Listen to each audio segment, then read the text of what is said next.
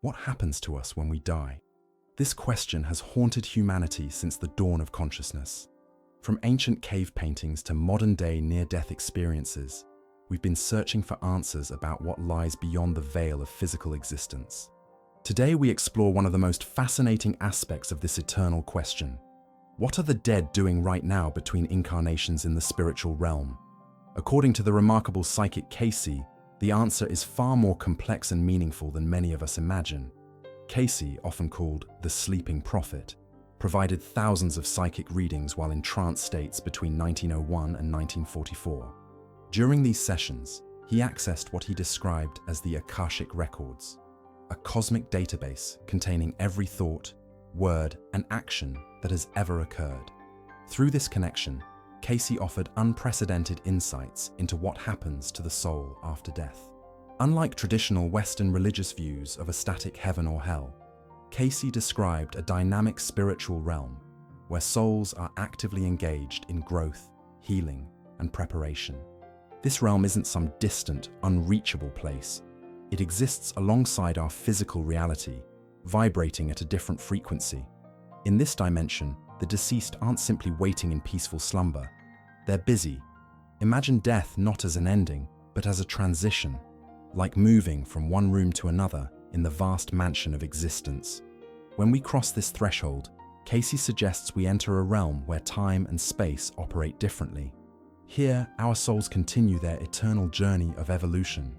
The first stage after physical death, according to Cayce's readings, involves a period of adjustment. The soul must acclimate to existing without a physical body, a disorienting experience for many. This transition can be compared to waking from a vivid dream, where the reality of the physical world gradually gives way to the greater reality of the spiritual dimension. For some souls, this adjustment happens quickly.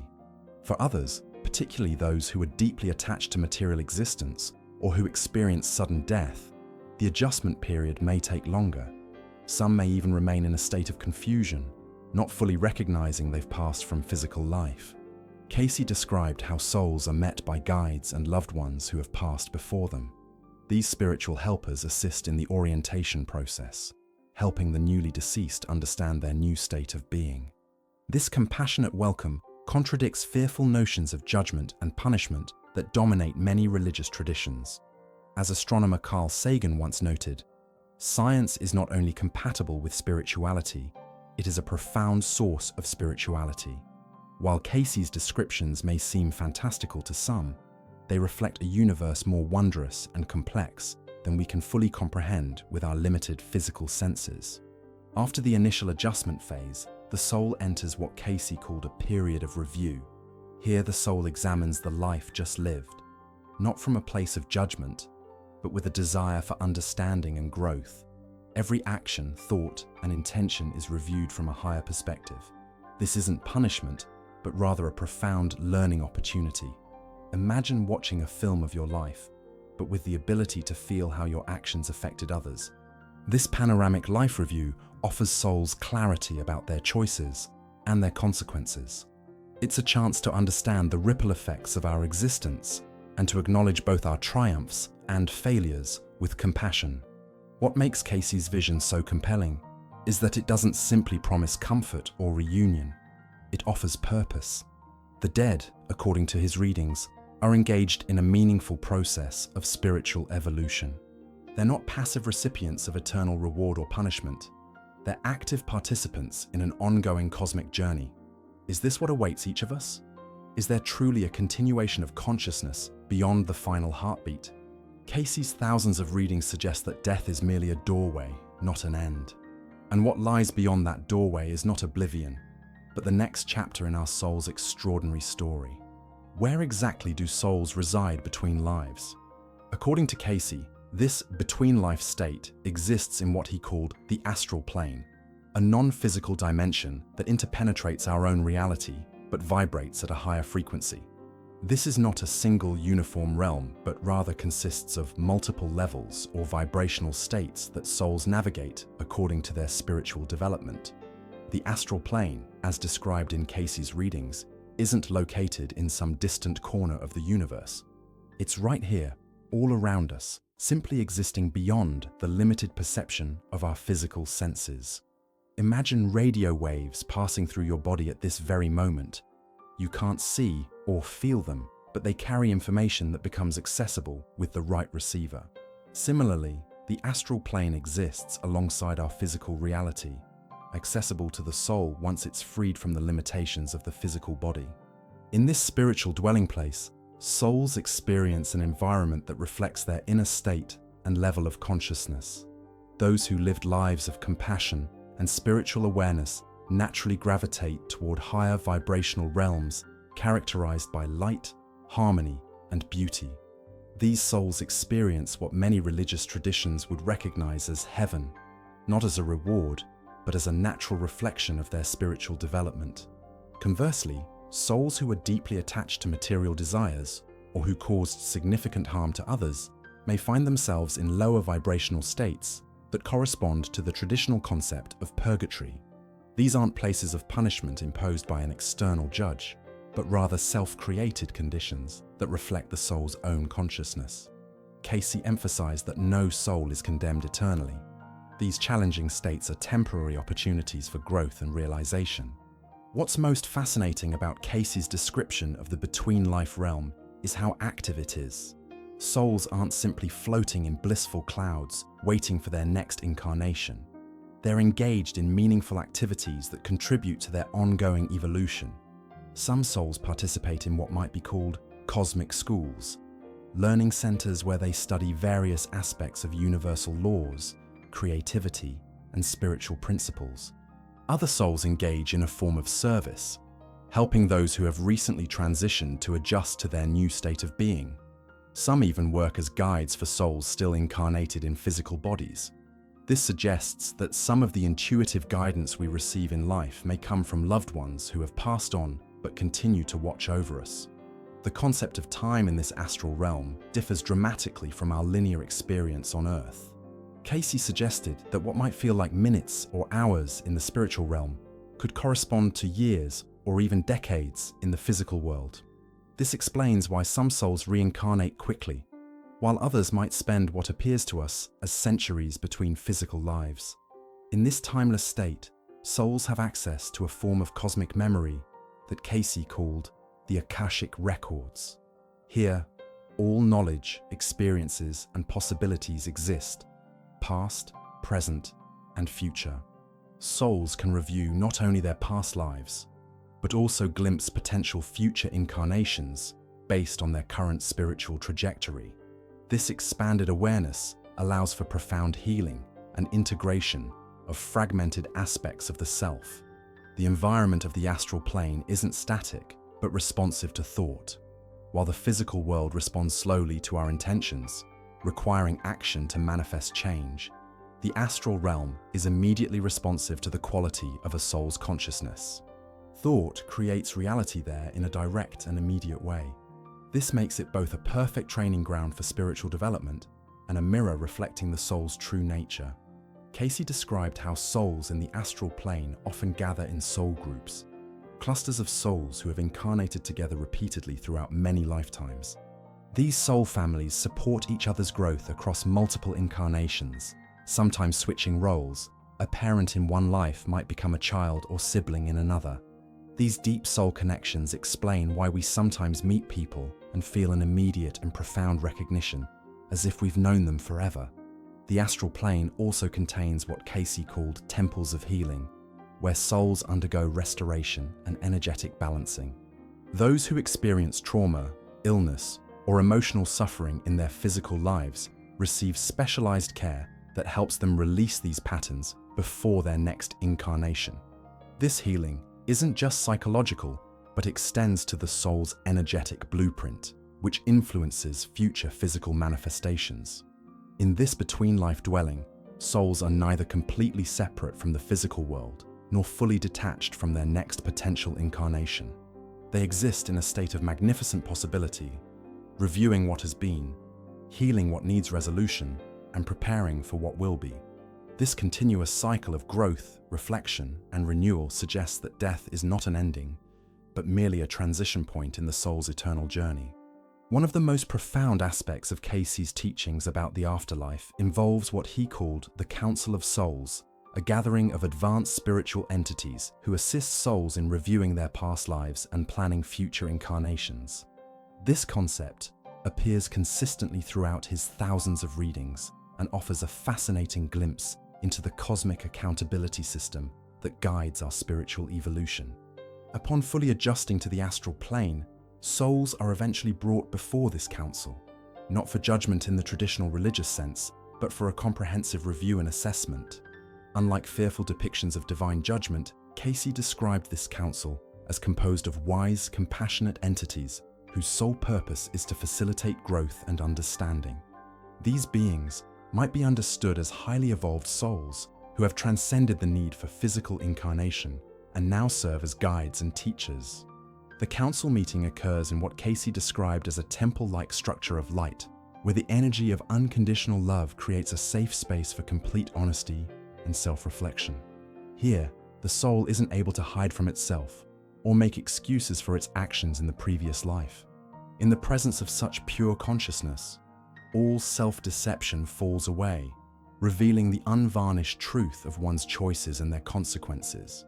During this review process, the soul observes its life from multiple perspectives, not just through its own experiences, but through the experiences of everyone it interacted with. Imagine being able to feel exactly how your words and actions affected others, not just their external reactions, but their internal emotional and spiritual responses. This panoramic perspective allows souls to understand the full impact of their existence in ways impossible during physical life. Cayce's readings suggest that this review isn't focused on punishment, but on learning. The council helps the soul identify patterns, recognize growth opportunities that were missed, and acknowledge those that were embraced. Every challenging relationship, every moral dilemma, every moment of courage or cowardice is examined not with harsh judgment, but with a profound commitment to understanding and growth. What's particularly interesting is that souls aren't just passive recipients in this process. Cayce described how souls actively participate in their own review, often being harder on themselves than the council members are. With expanded consciousness, souls recognize their missteps with clarity that would be impossible during physical incarnation. This self-assessment becomes the foundation for planning the next life. The council also helps souls understand how their most recent life fits into their larger spiritual journey across multiple incarnations.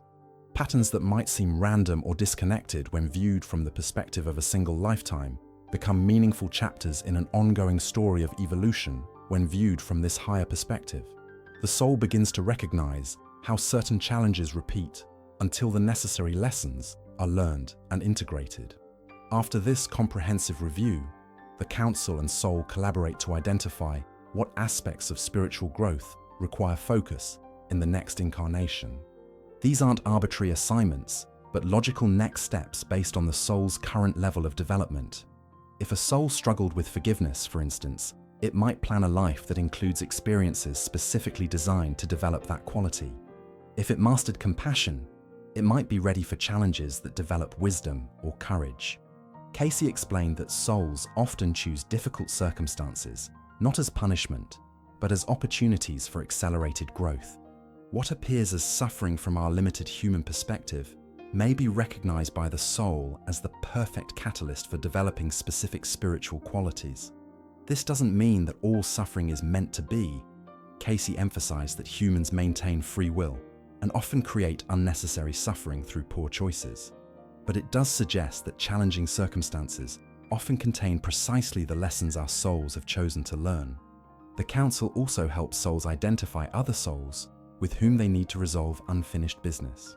If harmony wasn't achieved in a previous relationship, souls often choose to incarnate together again, sometimes in reversed roles, to balance energies and achieve resolution.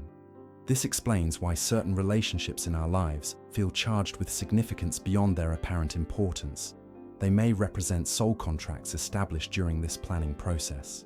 What makes Cayce's description of this council particularly compelling is how it balances cosmic accountability with unconditional love. There is no eternal damnation, no irredeemable sin, only an ongoing process of learning, growing, and evolving toward higher states of consciousness. Every soul, no matter how seemingly lost or destructive in a particular incarnation, is ultimately on a path toward reunion with its divine source. The Council's guidance isn't limited to planning future incarnations. For souls who have completed their cycle of physical incarnations, the Council helps transition to higher realms of service and creativity. These advanced souls may choose to become guides themselves, assisting others in their journeys from the spiritual side of existence. This cosmic system of review and planning suggests that our lives are neither random accidents nor rigidly predetermined fates. They are co-creative enterprises between our souls and higher spiritual intelligences, designed to provide exactly the experiences needed for our unique developmental path. When viewed through this lens, even life's greatest challenges can be recognized as opportunities carefully chosen by our higher selves in consultation with these wise cosmic counselors. Perhaps one of the most fascinating aspects of Cayce's afterlife descriptions involves the intensive healing processes souls undergo between incarnations. Far from being a passive state of rest, this period involves active energetic restoration that prepares the soul for its next physical experience. This spiritual rehabilitation addresses not just the traumas of the most recent life, but accumulated patterns across multiple incarnations. According to Cayce, each soul possesses an energetic template, what he sometimes called the soul body or spiritual body, that carries the imprints of all its experiences across time. This energetic structure isn't constrained by physical laws and continues to exist after the death of the material body. However, this template can become distorted through traumatic experiences, harmful choices, and negative thought patterns accumulated during physical incarnations. In the astral plane, specialized healing centers exist where souls receive treatment to restore their energetic integrity. These centers might be compared to spiritual hospitals, though they address a much broader range of conditions than their physical counterparts. Cayce described these healing temples as constructed of living light, staffed by advanced souls who specialize in different aspects of energetic restoration. The healing process begins with a thorough assessment of the soul's energetic condition. Areas of distortion, often appearing as dark or congested regions in the soul's light body, are identified and mapped.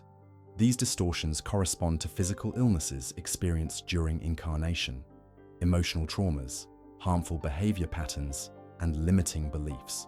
Some of these patterns may be recent, while others might have been carried across multiple lifetimes.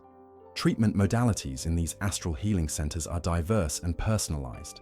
Some souls undergo what might be called light therapy, where specific frequencies of spiritual light are directed toward damaged areas of their energetic template.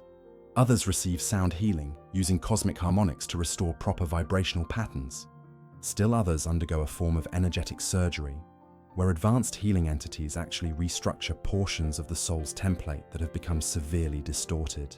Cayce emphasized that healing at this level is far more comprehensive than physical healing on Earth. While earthly medicine typically addresses symptoms or, at best, immediate causes, astral healing works at the root level of creation, restructuring the very patterns that manifest as physical and psychological conditions during incarnation. This explains why some people experience spontaneous healing of chronic conditions in a new lifetime. Their soul may have undergone deep restoration between incarnations. The healing process isn't solely focused on repairing damage. It also involves strengthening the soul's connection to its divine source. Cayce described how souls in these healing temples are bathed in divine love energy that helps restore their awareness of their true spiritual identity. Many souls, through the trauma of physical existence and the forgetting that accompanies incarnation, lose touch with their divine nature. This reconnection process is perhaps the most profound aspect of between-life healing. For souls who have engaged in harmful actions toward others, the healing process includes a specialized form of karmic clearing. This doesn't mean escaping the consequences of actions, which often must be balanced through experiences in future incarnations, but it does involve clearing the energetic debris that accumulates when a soul acts against its true nature. Without this clearing, the soul would carry toxic energetic patterns into its next life, perpetuating cycles of harm. Time in these healing centers varies greatly depending on the soul's needs. Some require what would translate to years or even decades of earth time for complete restoration, while others might need only brief interventions. Since time operates differently in the astral plane, this healing period doesn't necessarily correspond to the time that passes on Earth between a person's death and their next incarnation. What's particularly noteworthy about Cayce's description of this healing process is its non-judgmental nature. Souls aren't punished for their mistakes, but are offered compassionate assistance in restoring their energetic integrity. This aligns with Cayce's consistent message that the universe operates on principles of love rather than punishment, even while maintaining perfect accountability through the law of cause and effect. After completing the intensive healing phase, souls enter a period of integration and preparation. Here, they assimilate the insights gained from their life review and healing process, gradually strengthening their energetic template in preparation for the challenges of their next incarnation. This preparation phase includes practicing with the energetic patterns that will become talents, abilities, and predispositions in the coming lifetime. Cayce suggested that some of our innate talents and inexplicable phobias may be direct results of this between-life preparation period. A soul that extensively practiced musical harmonics in the preparation phase might incarnate as a natural musician. Conversely, a soul that experienced energetic trauma related to water in a past life might carry an inexplicable fear of drowning into its new incarnation, even without any traumatic water experiences in the current life. When we understand this comprehensive healing process, death takes on a new meaning. Rather than being the frightening end of existence that many fear, it becomes a return to a spiritual healthcare system infinitely more advanced than anything available on Earth. This perspective offers comfort not just about our own inevitable transition, but about loved ones who have passed. They aren't lost in unconsciousness or suffering in punishment. They're receiving exactly the care their souls need in preparation for the next phase of their eternal journey. As we conclude our exploration of what the dead are doing between incarnations, Cayce's vision offers a perspective that transcends religious dogma while honoring the spiritual essence of human existence. This view of the afterlife isn't about reward or punishment, but about an ongoing process of growth, healing, and evolution that continues across eternity. In this cosmic system, every soul, regardless of its mistakes or achievements in any single lifetime, is on a path toward restoration and reunion with its divine source. If you found this exploration of the afterlife according to Cayce enlightening, don't keep this knowledge to yourself. Hit the subscribe button now to join our community of spiritual seekers and ensure you never miss our upcoming revelations. What are your thoughts about what happens between lives? Share your personal experiences or questions in the comments below. Your perspective might be exactly what another viewer needs to hear today. And remember, each comment helps spread this wisdom to those searching for deeper understanding. Subscribe, comment, and be part of this journey beyond the physical realm.